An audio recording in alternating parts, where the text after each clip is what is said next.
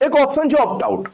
હું આ મંચ ઉપરથી કિશ્વા કરિયર એકેડમીના યુટ્યુબના મંચ ઉપરથી હું તમામ વિદ્યાર્થીઓ જે ક્યાંક ને ક્યાંક ગુજરાતમાં બીજી પરીક્ષામાં લાગી ગયા છે, ક્યાં તો સીસીઈમાં લાગ્યા છે ગ્રુપ એ કે ગ્રુપ બી ની અંદર, ક્યાં તો એ પીએસઆઈ નું જે રિઝલ્ટ આવશે એમાં એ લાગી જશે, અથવા તો ક્યાંક ને ક્યાંક એએમસીમાં લાગી ગયા છે, ટેટ ટાટમાં લાગી ગયા છે.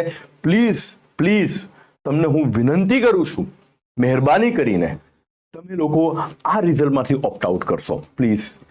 ઘણા લોકો આ વસ્તુને સમજતા નથી, બરાબર છે. બસ કે મારે બતાવવું છે કે મને 5 નોકરીઓ મળી, 6 નોકરીઓ મળી. એટલે યાર છોકરાઓ બહુ તૈયારી કરે છે યાર, ઘણા વર્ષોથી એક દોઢ માર્ક્સથી રહી જાય ને એ બેટા સારું નથી.